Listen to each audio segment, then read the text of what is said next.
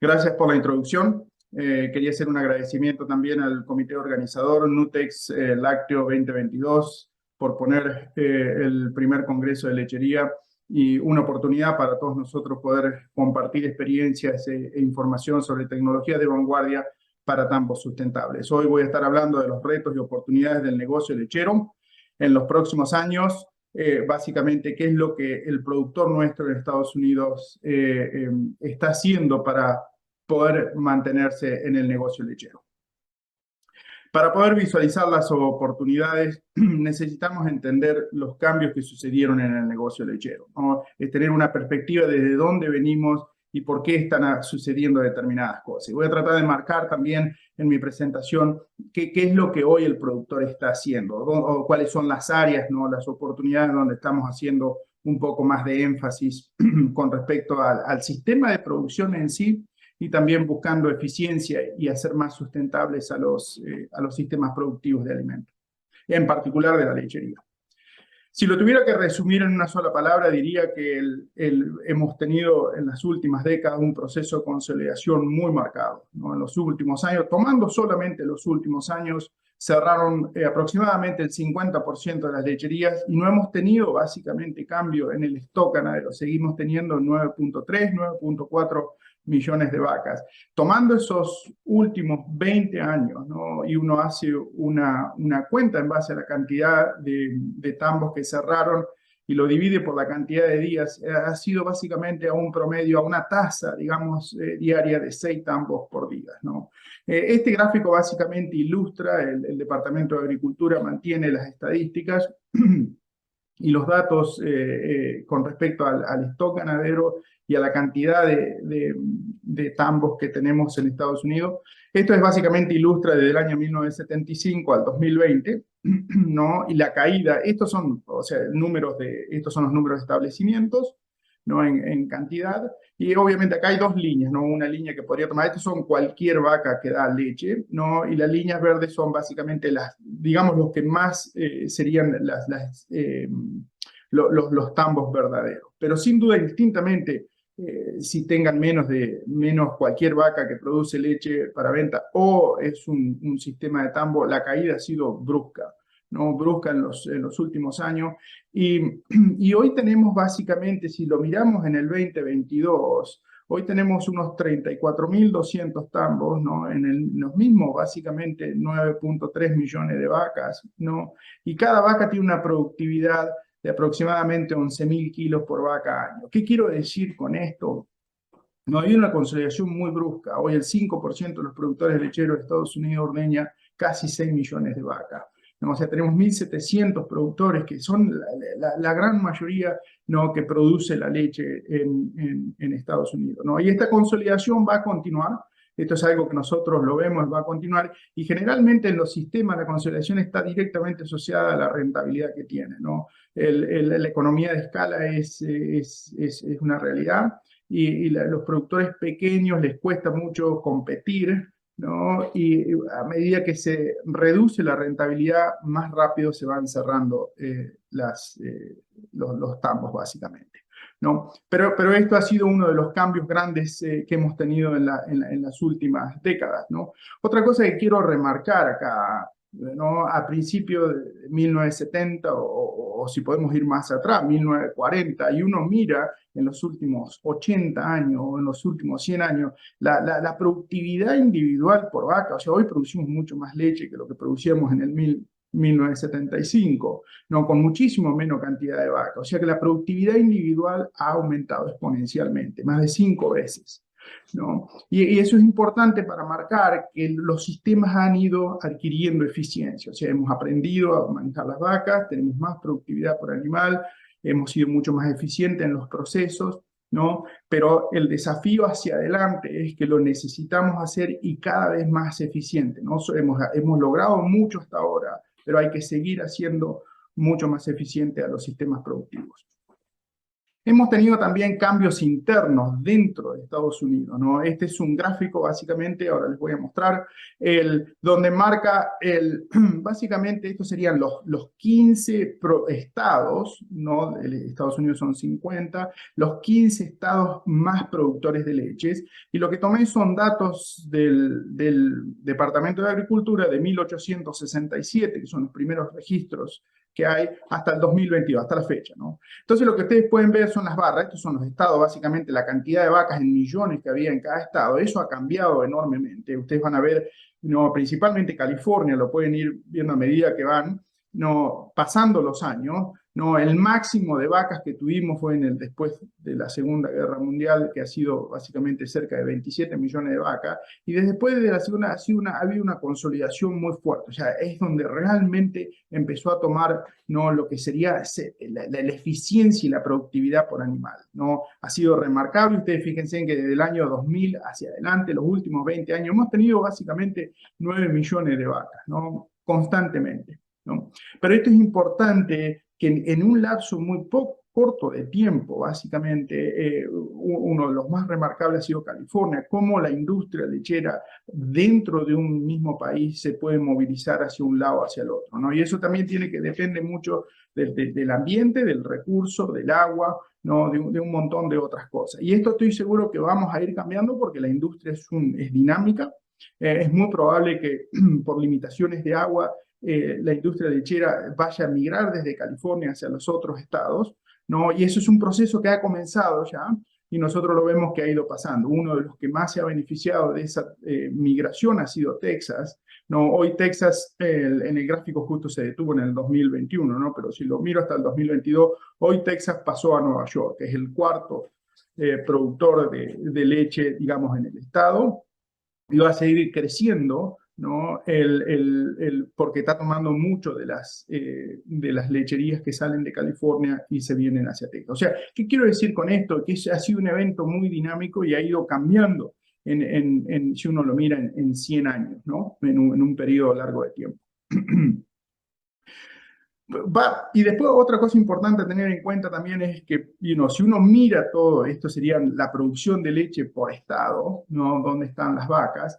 Hay 4 estados que determinan básicamente la producción de leche, ¿no? Los 4 es California, Wisconsin, Idaho, ¿no? California está aquí, Idaho, Wisconsin, Nueva York y Texas son los mayores productores de leche. O sea, ahí tenemos el 60% de la producción de leche. La producción de leche, si la tenemos que mirar en Estados Unidos, son básicamente un poquito más de 100 millones de toneladas anuales, ¿no?, de leche. Y hay una cosa importante que en los sistemas productivos, cuando nosotros miramos la macro, es que el 80% de la producción, de toda esta producción de leche, es mano de obra inmigrante. O sea, que es una cosa, porque voy a hacer un comentario con respecto a la mano de obra, porque es una de las cosas que nosotros vemos que está cambiando y que vamos hacia un proceso de automatización, ¿no? Básicamente, por falta de mano de obra. Pero esto es básicamente para tener una idea de dónde se produce la leche, ¿no?, los cambios que hemos tenido, ¿no?, y quiénes son realmente los que trabajan en estos sistemas de producción para producir la leche dentro de un país.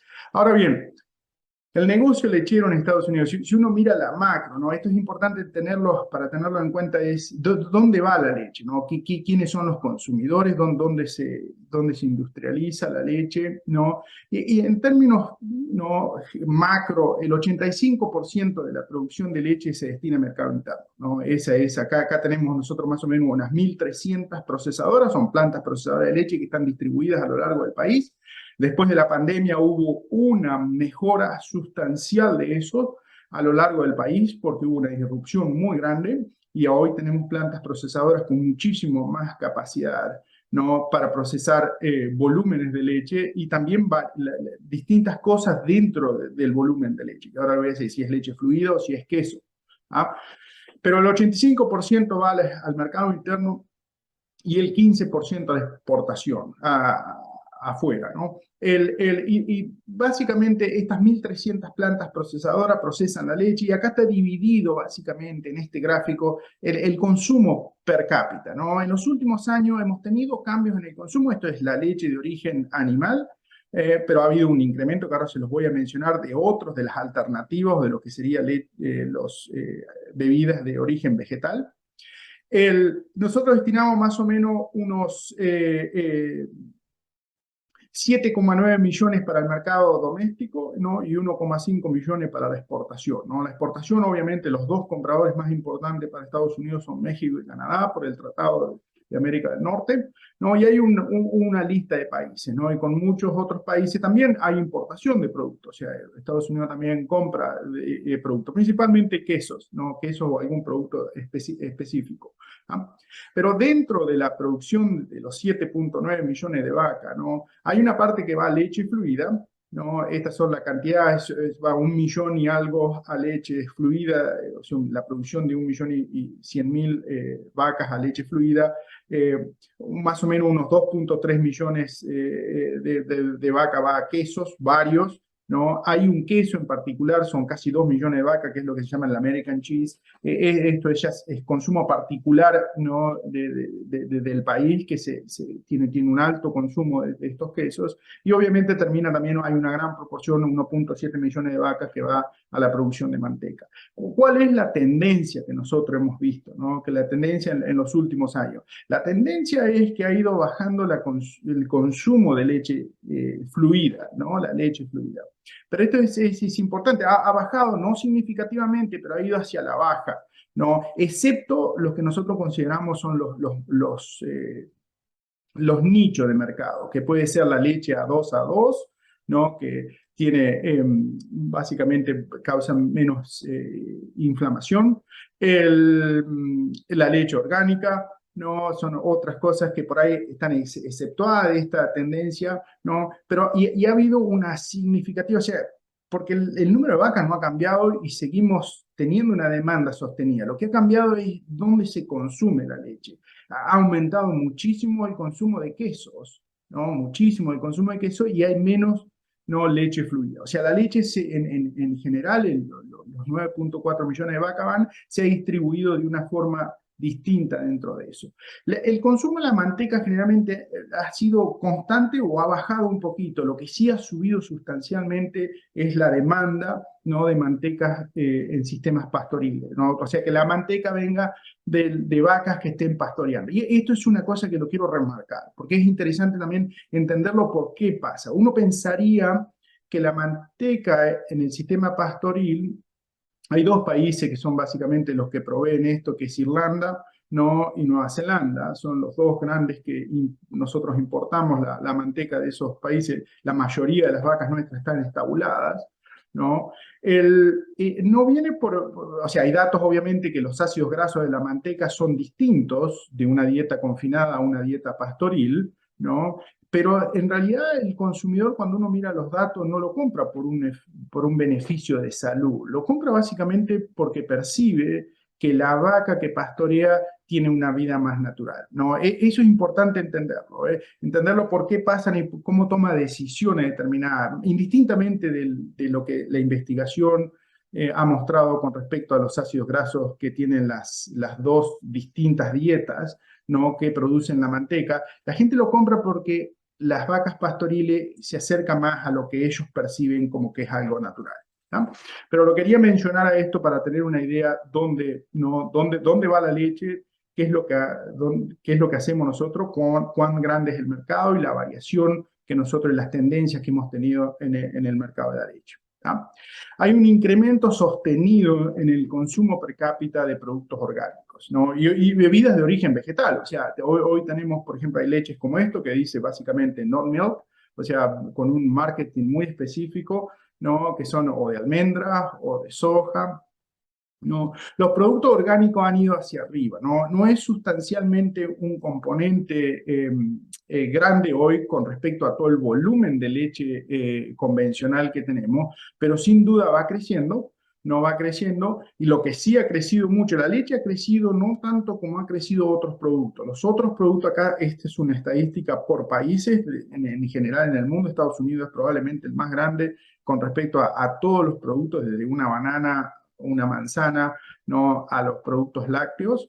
Los productos lácteos han crecido, pero los otros han crecido muchísimo más, ¿no? Muchísimo más. Y hay una una cosa que es importante también tener en cuenta es que nosotros hemos notado, no es significativamente grande, pero sí incipiente como para mirarlo, ¿no? Y prestar atención, porque básicamente lo que hemos tenido sí es lo que serían las alternativas, alternativa a la carne y la alternativa a la leche. Esto es básicamente lo que muchos consideran lo que serían o bebidas vegetales o carnes para veganos, ¿no? Hechos con proteína vegetal, ¿no?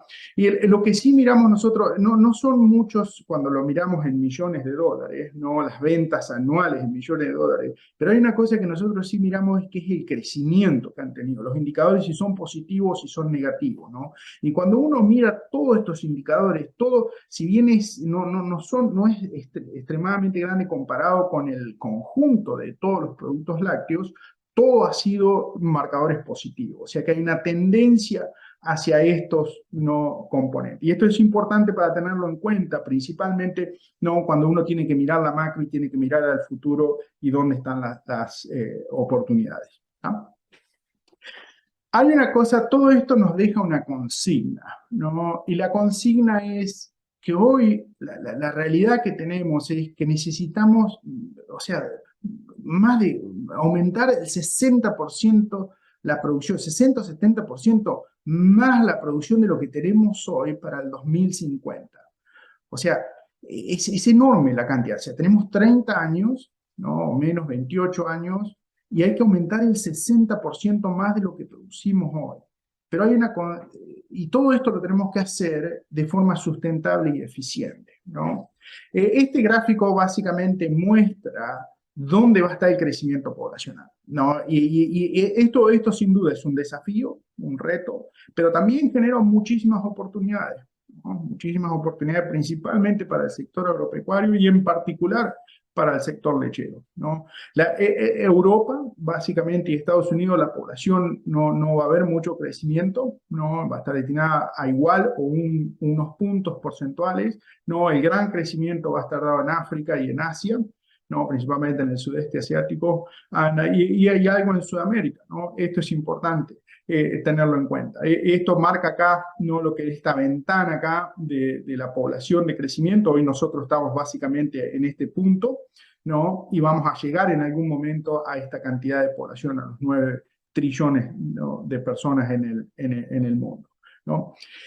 Esto, o sea, tenemos un solo planeta hoy, donde todos tenemos que vivir y convivir con eso. Está en la agenda el cambio climático o lo que muchos quieren, la inestabilidad que ocasiona, ¿no? Los procesos productivos, no solo los procesos productivos, sino el consumo de combustibles fósiles, ¿no? Y ese impacto que puede tener en la atmósfera, y la atmósfera es o el enfriamiento o el calentamiento que puede haber, y eso, las distorsiones que puede haber en los climas, y esos climas cómo afectan a los sistemas de producción, y los sistemas de producción cómo afectan a la seguridad alimentaria, ¿no? Si es algo que nos dejó la pandemia, claro, es que la seguridad alimentaria para un país puede ser devastador. O sea, necesitamos tener un sistema de producción, y ese sistema de producción tiene que ser estable, ¿no? Proteína animal, proteína vegetal, un montón de oportunidades que vamos a tener.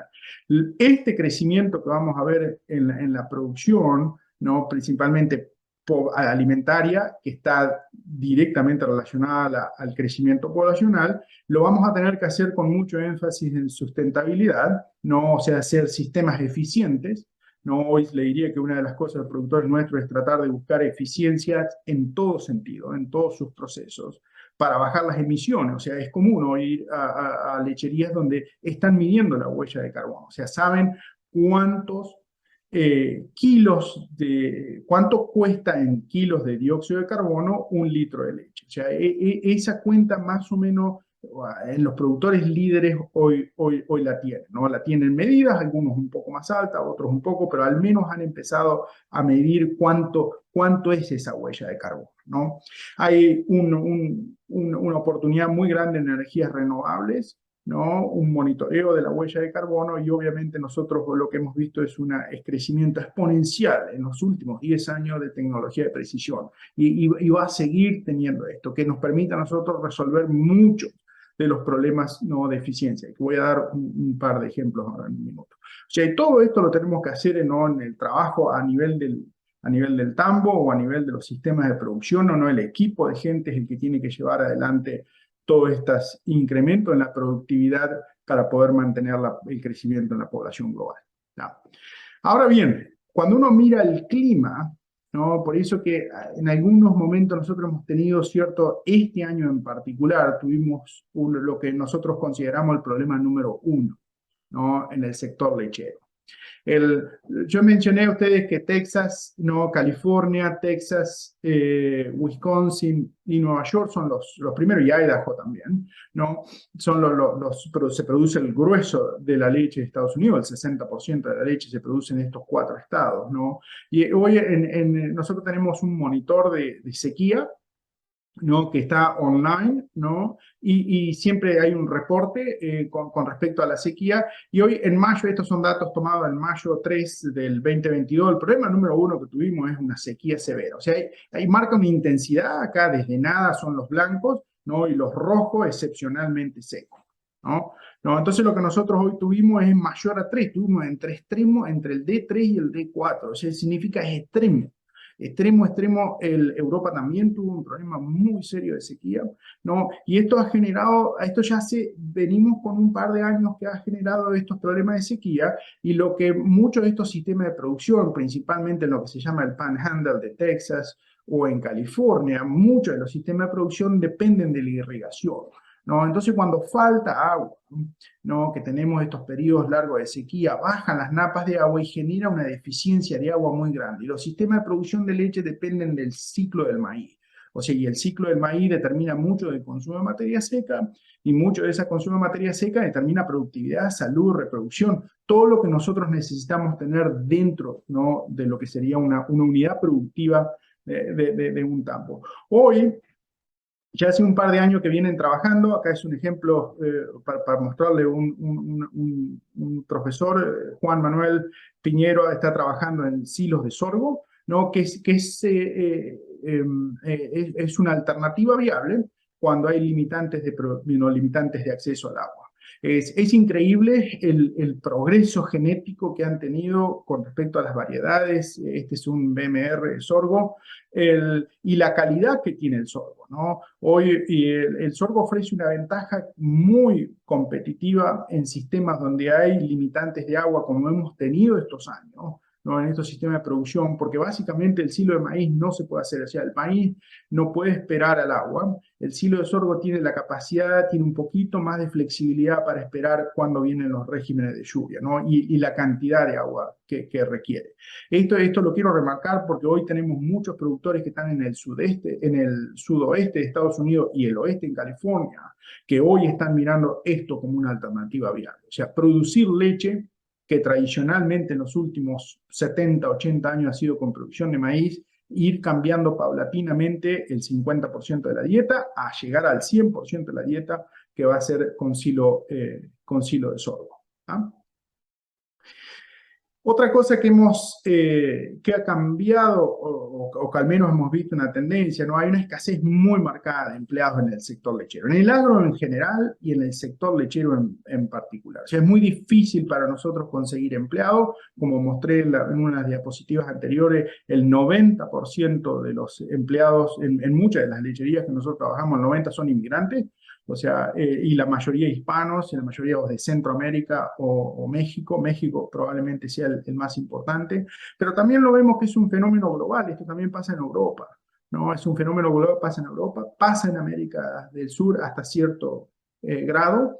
En algunas cosas lo hemos podido revertir nosotros, hemos podido revertir esta falta de empleados, ofreciendo un par de cosas que nosotros consideramos que son importantes, ¿no? Para cualquier persona. Acceso a una vivienda digna, ¿no? La ropa de trabajo, como pueden ver en el equipo de trabajo que está ahí, las botas, el chaleco, las cámaras para protegerse del frío, ¿no? El transporte, la comida, oportunidades educativas y de crecimiento. Esto básicamente han sido iniciativas individuales de cada sistema de producción para poder mejorar y tratar de revertir esto. En los lugares donde realmente nos cuesta mucho, ¿no? O hemos tenido mucho recambio de personal, lo que hemos visto es que se ha ido reemplazando mucho de la falta de empleados por automatización de procesos. Esto es una realidad. Esto es una realidad, ha sido exponencial, o sea, personalmente a mí lo he visto, y lo he visto en los últimos 10 años, de empezar a ver 1, 2, 3, 5, 10, 15, 20, o sea, y es así, muchos de los productores nuestros han ido incorporando tecnología de precisión, o sea, en los lugares donde tenían la mayor cantidad de, de personas que se iban, ¿no? Donde había mucho más recambio de personas que se iban. Por ejemplo, la máquina ordeñar. Por ejemplo, dar de comer a las vacas, ¿no? O ordeñar. En este caso están los brazos estos para los carrusel, pero pueden ser también los robots para ordeñar, los robots para dar de comer en la recría, los que empujan comida.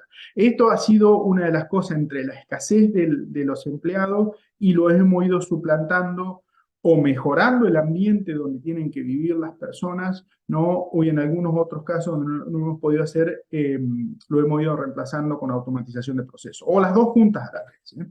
La automatización de procesos. Y esto lo que ha hecho también ha cambiado las demandas de las cosas, porque una vez que uno instala todos estos sistemas, esto requiere que muchas de las personas que trabajan en estos sistemas estén capacitadas, o sea que al final les voy a hacer un par de comentarios con respecto a cómo nosotros en los programas nuestros para trabajar con las lecherías, nos ha ido cambiando lo que nos piden con respecto a qué áreas tenemos que ir capacitando. O sea que nosotros también hemos tenido que cambiar, ¿no? Y ir adaptándonos a las necesidades que tiene el productor. Y el productor se ha ido adaptando también a las necesidades y a lo que le demanda el consumidor. ¿Ah? Otra cosa importante que nos ha sucedido, y esto ha sido un periodo, le diría, de más o menos 20 años. Lo voy a hacer muy corto y muy breve a esta parte, pero básicamente a partir de junio del 2023, el uso de antibióticos en Estados Unidos debe tener prescripción veterinaria. O sea, no existe, hoy en el 2022 tenemos antibióticos que uno podría ir a comprarlos sin receta, ¿no? Pero a partir de junio del año que viene no existe más esa opción. O sea, no existe más para ningún animal. No importa si tengo una mascota, ¿no? Es los sistemas productivos, es un pez o es un perro o un gato, ¿no? Todos los antibióticos anales. Este es un proceso que empezó en el año 2003, donde fueron las primeras regulaciones, que es lo que hizo el FDA, ¿no? Básicamente es la autoridad máxima gubernamental que regula, ¿no? Todo lo que sería los antibióticos y otras drogas. Pero básicamente dividió en 4 los antibióticos, ¿no? Y los dividió en niveles de importancia, ¿no? Solamente nos dejó los que son importantes, los críticamente importantes, y eso lo dejó solamente para medicina humana, ¿no? Lo dejó exclusivamente para medicina humana. Y en el 2017 tuvimos unas restricciones, que era lo que se podía usar en alimento y en agua. Esto incluye también las abejas, la producción de miel. En el 2017 tuvimos unos cambios grandes con respecto a esto.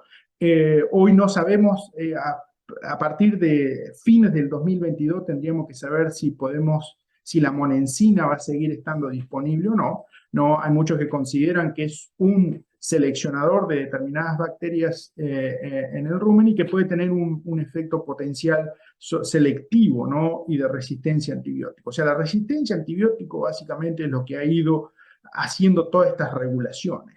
En el 2021 el FDA nos dio 2 años de gracia, digamos, para poder ajustar todos los sistemas de productivo, y en el 2023 todo tiene que ir con receta. En este proceso de 2 años, básicamente lo que hacen es, como tenemos muchos antibióticos que han sido autorizados para venta sin receta, los tienen que hacer como el recall, o sea, los tienen que volver a pedir a los antibióticos. Es un proceso voluntario de 2 años, después va a ser probablemente obligatorio, y lo que hacen es le cambian básicamente la prescripción, no es más de venta libre, y tienen que venderlos exclusivamente a través del veterinario.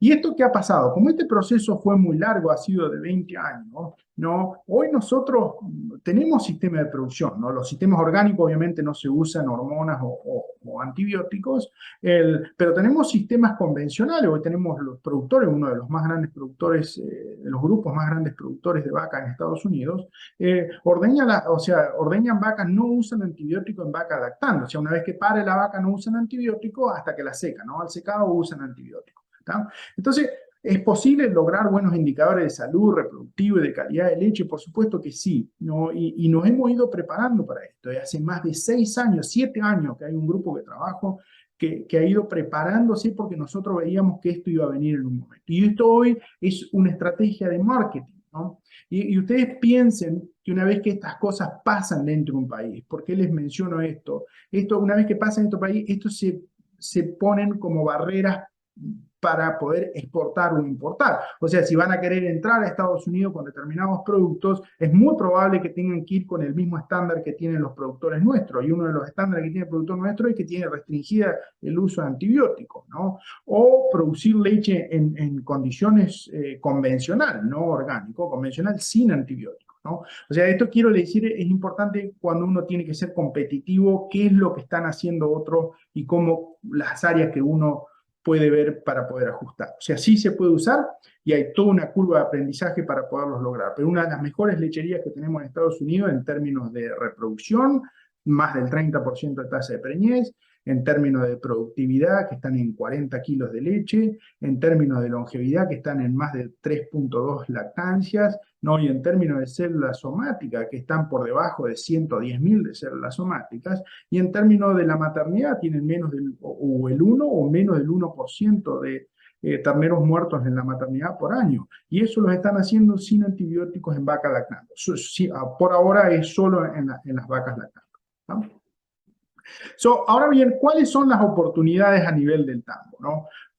Sí, sin duda, ¿no? Que hoy la tecnología de precisión, automatización de procesos y las personas siguen siendo absolutamente importantes en todo sistema de producción, pero indistintamente del sistema, sea pastoril o sea confinado, ¿no? Lo que hoy los productores nuestros están haciendo es eficiencia. La eficiencia es importante porque esto le determina básicamente la rentabilidad que van a tener, ¿no? O sea, trabajan muy fuerte en lo que es confort. El confort básicamente es el bienestar animal, son las 5 libertades del bienestar animal, porque eso es lo que permite, ¿no?, optimizar los consumos de materia seca. Y con consumo de materia seca uno básicamente obtiene el potencial máximo, o lo más cerca a lo que sería el potencial máximo del ADN que tienen las vacas, ¿no?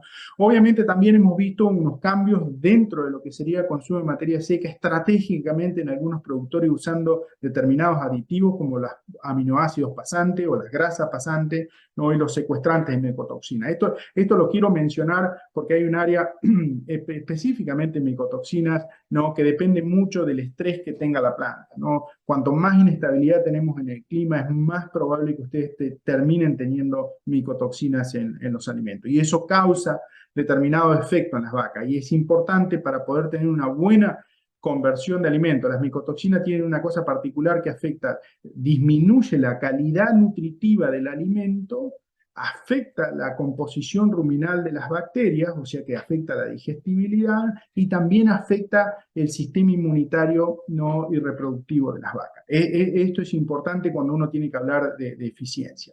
El otro componente dentro de trabajar en la eficiencia ha sido un esfuerzo muy grande en calidad de forraje, principalmente tener digestibilidad en la fibra, en los forrajes porque es el grueso, ¿no? Hoy tenemos productores que están cerca entre 45 y 50 litros y sus dietas tienen 60% de forrajes.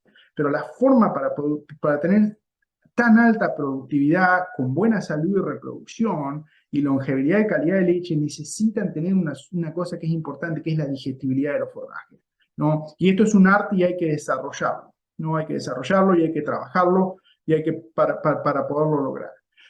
El otro importante es optimizar la ganancia de peso vivo en la recría. Esto es importante porque la recría tiene un componente epigenético que es básicamente el crecimiento que tiene desde que nace a los 60 días o a los 90 días, no depende de cómo lo quieran mirar, pero eso es fundamental. Las terneras que doblan el peso vivo o más en los primeros 60 días generalmente terminan teniendo mucho más producción de leche y mucho mejor reproducción, ¿no? Comparado con las que ganan 500 gramos por día, ¿no? O sea que hay una oportunidad muy grande, principalmente en los primeros 60 días de vida, para que ese potencial genético que tiene la cría lo exprese en el tanque de la leche.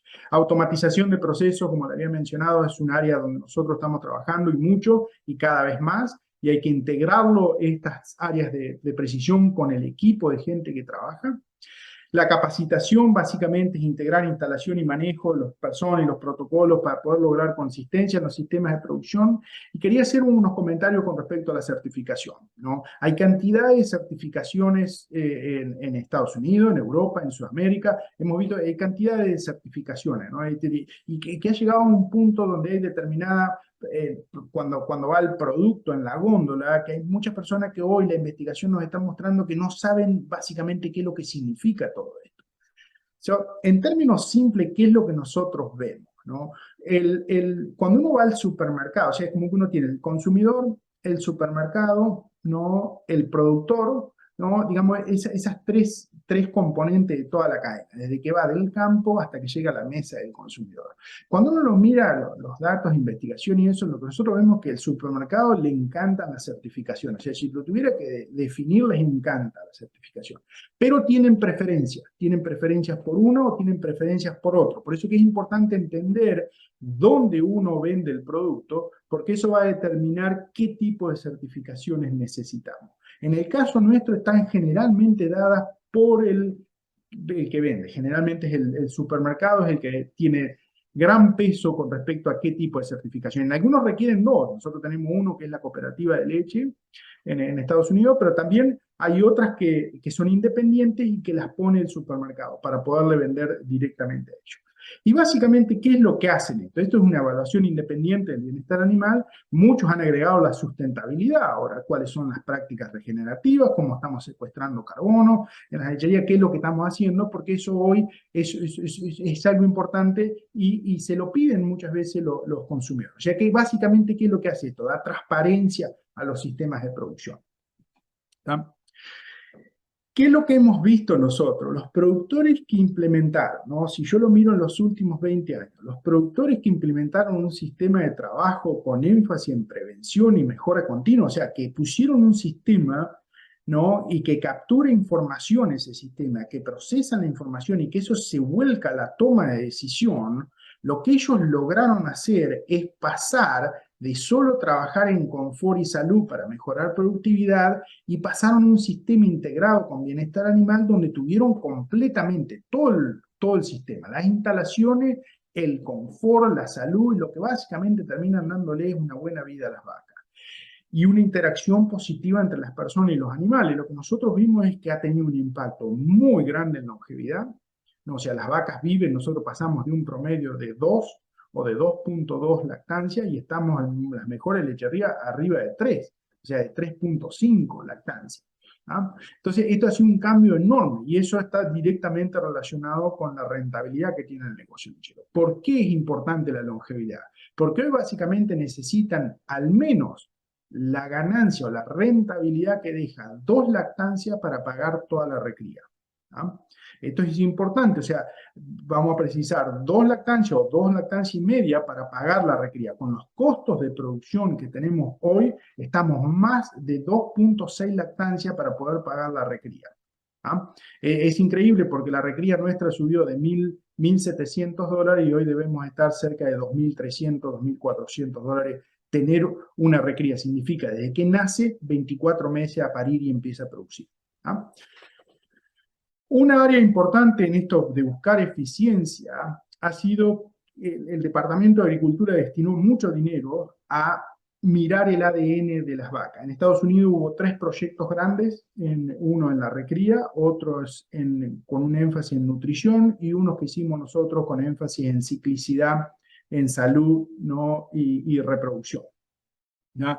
Y hoy básicamente esa información hoy está. No, hoy está disponible, mucha información de esta ya está disponible en los catálogos de los toros. Pero ¿qué es lo que encontramos ahí? Porque, ¿qué parte es importante de todo esto? Es común que en los productores líderes, los productores hoy tengan un índice. Ellos saben dónde vende la leche. Si la leche va a quesos, tienen un índice para queso. Si la leche va a leche fluida, tienen un índice para leche fluida.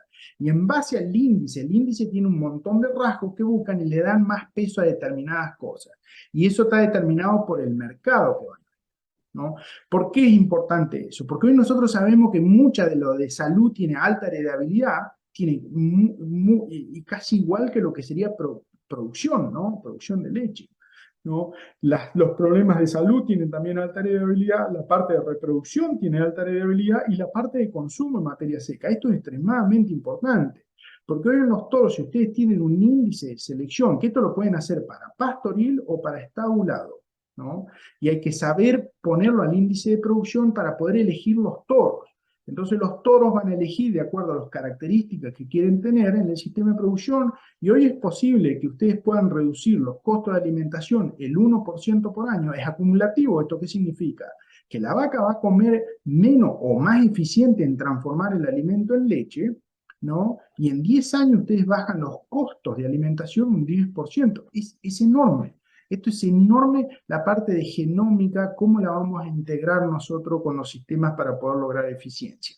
Ir balanceando todo lo que es salud, todo lo que es eficiencia de conversión de alimentos, ¿no? Sin resentir, por supuesto, la parte de producción de leche. O sea, el productor depende de vender la leche, ¿no? Incluyendo, ya hemos tenido pedidos de que quieren tener menos agua en la producción, o sea, aumentar la cantidad de sólidos. En los sistemas nuestros la leche se paga por sólido, principalmente grasa y proteína. Proteína ha sido extremadamente importante en estos últimos años, ¿no? Tiene un valor extremadamente alto. Por varios meses, hace 2 o 3 meses atrás, la proteína valía más que la grasa, ¿no? Y obviamente te pagan por un componente de células somáticas. Todo eso hoy nosotros lo podemos poner en un índice y podemos elegir de acuerdo a qué es lo que están tratando de lograr en un tambo y cuál es, para poder mejorar la productividad, con eso mejorar la eficiencia de conversión y con eso también mejorar la huella de carbono, ¿no? Hay un montón de cosas que se pueden mejorar, ¿no? Usando este tipo de tecnología.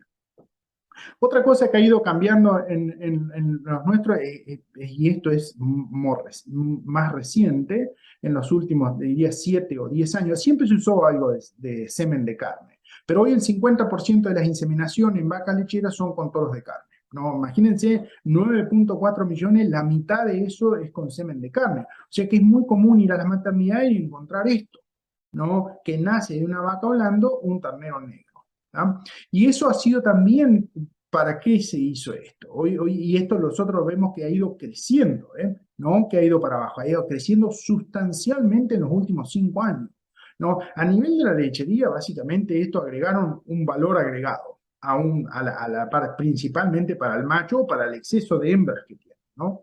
Un valor agregado en el ternero que generalmente el promedio es $150. O sea, hoy es común que te compren el ternero recién nacido y paguen $250, ¿no? por un ternero cruza, ¿ah?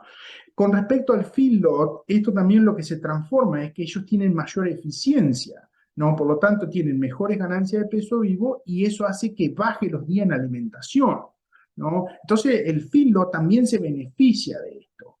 Y en la faena, cuando se termina y va a la faena antes de entrar a la cadena alimentaria, hay una de las cosas que nosotros notamos es que ha bajado tremendo la cantidad de abscesos comparado con el 100% Holstein, ¿no? Esto es importante porque en el sistema nuestro de faena, los abscesos hepáticos básicamente es una cosa que se le carga al productor, o sea, principalmente al filotero, ¿no? Es un gasto que tiene que pagar porque hay que parar la línea y hay que limpiar todo, ¿no? Si tienen un problema con los abscesos hepáticos cuando están trabajando en las plantas de faena. O sea que esto ha sido un beneficio en conjunto para toda la cadena, ¿no? Con respecto a la generación de energía renovable, esto es una realidad, ¿no? Y uno lo ha visto en el campo. Estos son unos datos muy importantes, ¿no? Que marca dónde estamos. Esto sería, bueno, acá hay una línea donde marca el 2021 en Estados Unidos, ¿no? Estos son el 2021.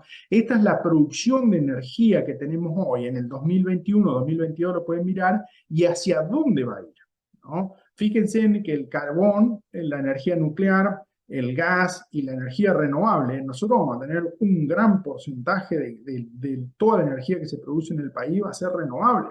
Y el sector agropecuario es importante y los tambos van a contribuir con esto, ¿no? Para poder manejar las purines, ¿no? Y ser más eficiente con todos los residuos que se generan en los sistemas de producción.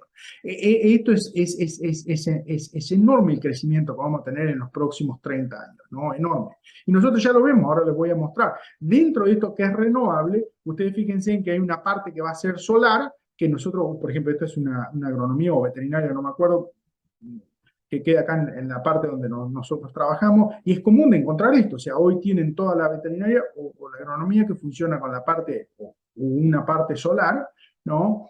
Eso es común de encontrarlo también en los tambos con los paneles solares, ¿no? El viento, o sea, estos digestores para generar gas básicamente y transformar esa energía, después inyectarla a las redes, es común de verlo. Y también es común de ver estos molinos, o sea, hay cantidad. Ha sido una explosión, le diría en los últimos 5 años realmente ha habido un cambio que es visual, ¿no? Y uno manejando por el país, esto se puede ver, ¿no? La gestión y la aplicación de purines para reciclar nutrientes, te diría, estos son básicamente algunos de los clientes que nosotros vamos, pueden ser directamente como esto, que es una inyección dentro, bueno, estos son unos regras que le están aplicando la materia fecal líquida, ¿no? En algunos casos la diluyen con agua y en otros casos las aplican arriba antes de sembrar un cultivo o después ni bien colectaron todo el maíz, ¿no? Que colectaron todo el maíz, distribuyen el líquido, ¿no? O diluido en agua sobre la superficie. Esto también ha ido cambiando ahora, es básicamente hoy lo tratan de inyectar en el suelo para evitar la evaporación y la pérdida de nitrógeno, la amonio, básicamente, ¿no? Ha sido increíble cómo ha ido eficientizando todos estos procesos para poder incorporar y reciclar nutrientes en el suelo y trabajar cada vez más con la parte de prácticas regenerativas y principalmente en salud del suelo, ¿no? El productor lechero, si uno mira la macro, debe estar atento a los cambios y demandas de alimentos, ¿no? Para poder adaptar su sistema productivo a tiempo, transformar estos desafíos que hay en oportunidades y así poder seguir en el negocio lechero, ¿no? Hay que ir leyendo los cambios que hemos tenido, por eso que es importante por ahí mirar cuáles han sido los cambios para poder ir adaptando. Muchos de los sistemas nuestros generalmente son a 10 años o a 20 años, ¿no? Es como que hay que ir mirando hacia adelante para poder tener una visión hacia dónde están las oportunidades y cuáles son las soluciones que le vamos a ir adquiriendo en esto, ¿no? Al final del día, lo que nosotros debemos es trabajar con las personas, o sea, necesitamos trabajar con las personas para hacer estos sistemas sustentables, ¿no? O sistemas productivos más sustentables, ¿no? Es una de las cosas que estaba mirando antes de poner esta presentación, ¿no? ¿Cuáles son los pedidos más grandes que he tenido en los últimos 5 años? ¿No? Los más frecuentes, no sé si los más grandes. Y uno de los pedidos más frecuentes que hemos tenido ha sido de liderazgo, que armar programas de liderazgo para mejorar el trabajo en equipo y la toma de decisiones. Hemos tenido una consolidación de los sistemas muy grandes. Es común tener 40, 50 personas trabajando juntos, ¿no? Y uno de los pedidos que tenemos es un programa de liderazgo, es básicamente cómo comunicarnos, cómo dar prioridades, cómo trabajar y cómo tomar las decisiones, cómo integrar la tecnología de precisión, ¿no? Estos han sido los pedidos frecuentes que hemos tenido para poder lograr eficiencia, ¿no? Y ha sido un cambio, o sea que nosotros también hemos tenido que aprender, nos hemos tenido que adaptar y hemos tenido que ofrecer soluciones, ¿no? A los productores nuestros para que ellos puedan tener el soporte y poder seguir siendo más eficientes en sus sistemas de producción. Otra cosa importante a tener en cuenta es que necesitamos involucrar a la generación Z, ¿no? Ya tenemos otra generación, hoy en Estados Unidos tenemos 4 generaciones que están desconectadas del agro, ¿no? O sea, el 75% de la población, 75% de la población está desconectada del agro y muchas de ellas con 4 generaciones seguidas. O sea, hoy no conocen al agro. No conocen al agro. Esto es importante, esto es una lechería que nosotros tenemos acá que ha estado incorporando tecnología, básicamente esto es realidad virtual, ¿no? Donde uno puede ponerse y transportarse adentro sin entrar al corral, pero poderse transportar y poder visitar una lechería. Esto es en una lechería donde los chicos pueden interactuar con los animales, recorrer los animales sin entrar, ¿no? Eso ha cambiado un montón de cosas, las formas de aprender, las formas de solucionar problemas. O sea, hoy me puedo conectar con una persona que está a 1000 kilómetros de distancia, ¿ah? Y podemos tener una conversación, podemos resolver un problema. Yo puedo caminar a una lechería, ¿no?, sin necesidad de estar en el lugar. Y esa es la tecnología que hoy tenemos disponible. ¿Qué es lo que necesitamos hoy, básicamente? Hoy necesitamos formar profesionales y líderes comprometidos, ¿no? Esto es clarísimo. Nosotros cada 5 años generalmente hacemos una revisión de los sistemas educativos y cómo son las cosas que tenemos que ajustar, ¿no?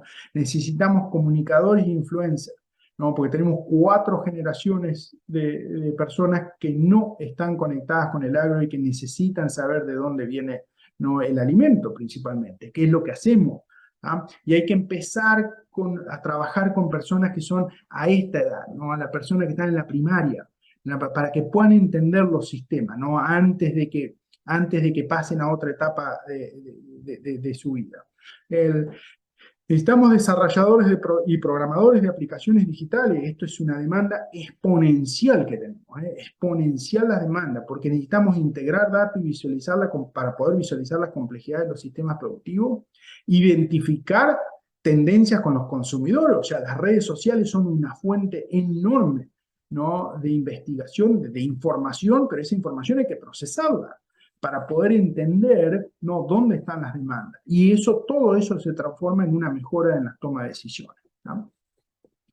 Todos los años la universidad hace, en el mes de septiembre, este año fue septiembre 20 y 22, lo que nosotros llamamos el Farm Science Review. Básicamente esto es como si fuese una expo agro, ¿no?, donde se abren las puertas. La universidad tiene un campo como de 1000 hectáreas, y se abren las puertas y se hace una demostración a campo de todos los avances que ha tenido, ¿no?, de todos los avances en todas las áreas y en todos los programas que tiene la universidad. Más o menos vienen unas 250.000 personas en estos 2 días a visitar este sistema. ¿Qué les quiero mostrar de esto? ¿No? Que este año ya venimos hace muchos años, ¿no?, pero este año en particular hubo un esfuerzo muy grande en los 5 principios de la agricultura regenerativa, ¿no? Minimizar la disrupción del suelo, maximizar la diversidad de los cultivos, mantener el suelo con cobertura. Nosotros ya tenemos productores que usan cada vez menos herbicidas y manejan cada vez más los cultivos de cobertura, optimizar las rotaciones de cultivo. Y hay una cosa que es importante para nosotros y para el productor, para el tambero, para el productor ganadero, ¿no? Integrar la ganadería. La ganadería, ¿por qué? Porque es secuestrante de carbono, ¿no? Es secuestrante, tiene el potencial de poder secuestrar el carbono. Mucho de lo que nosotros generamos del consumo, de los procesos, de todo eso, de combustible fósil, de los celulares, en las ciudades, en algún momento esto hay que incorporarlo y secuestrar parte de ese carbono, y la ganadería ofrece un gran potencial ahí, ¿no? Esto fue interesante porque, a modo de ejemplo, lo que pusieron a la entrada de este show, ¿no?, fue una bola azul, que esto representa, básicamente acá están las personas caminando, ¿no?, se ven, pero esto representa lo que sería un metro, una tonelada métrica, ¿no?, de dióxido de carbono. Esto es el dióxido de carbono. Y esto genera mucha discusión porque es muy visual en la gente. O sea, ¿qué les quiero decir con esto? Hoy esto es una realidad y nosotros nos tenemos que adaptar y cambiar los programas, ¿no?, o ajustar los programas a esta realidad, ¿no? Y es común que los productores nuestros, me acuerdo que tuvimos charlas nosotros y dimos charlas, que parte de la conversación fue cuántos kilos de dióxido de carbono era el costo para producir 1 litro de leche, ¿no? Y es increíble que hoy hay productores, no todos por supuesto, pero los líderes ya lo tienen medido, ¿no? Esto es importante tenerlo porque estos grupos o estos programas generan mucha discusión. En esa discusión están muchas de las soluciones y uno puede ver las tendencias hacia dónde tenemos que ir, ¿tá? El negocio lechero, cuando uno mira la macro, el negocio lechero seguirá teniendo o tendrá una demanda sostenida de productos lácteos. Y esto va a estar dado básicamente por el contexto que tenemos de creciente población mundial. O sea, no va a haber un reemplazo y va a haber todas las alternativas que hemos visto, las bebidas o lo que sería bebidas o leches, algunos depende de cómo lo quieran marcar, de soja, de almendra, de avena, de todas esas cosas. Eso probablemente vaya a subir, pero la realidad es que la demanda va a ser sostenida. Para nosotros tenemos que subir la producción. En Estados Unidos no ha bajado la producción. La productividad, tenemos el mismo número de vacas, las vacas producen más y la leche, todo lo que producimos, no se consume.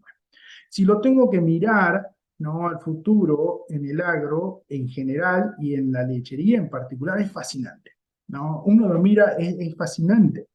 Y hay una razón para que esto es fascinante, porque como que nosotros tenemos que ir resolviendo problemitas, ¿no? Y a eso hay que usar, ¿no?, pensar cómo resolver.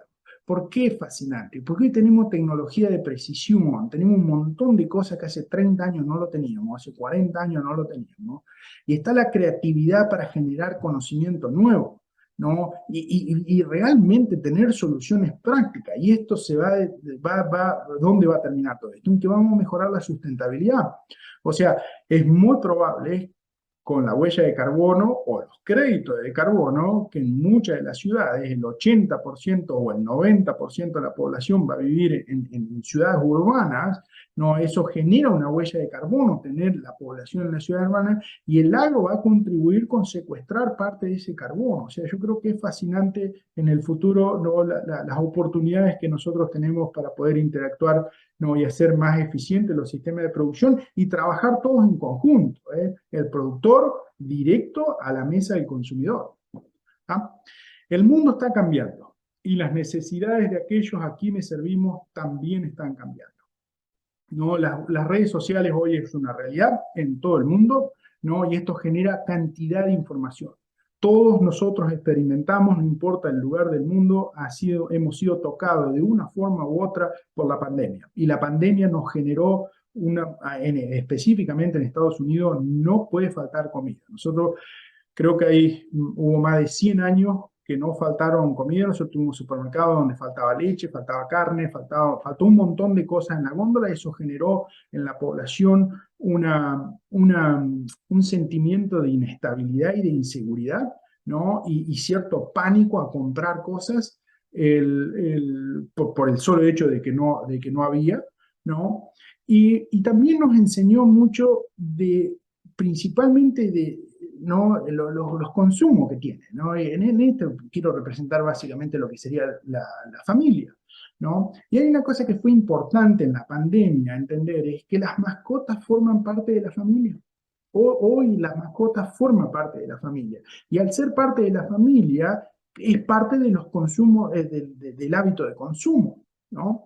Entonces, hubo un estudio en el 2017, este estudio en 2017, un profesor en la Universidad de California, donde midió básicamente esto. Esto tiene 5 años, este estudio tiene 5 años de 2017 fue publicado, ¿no?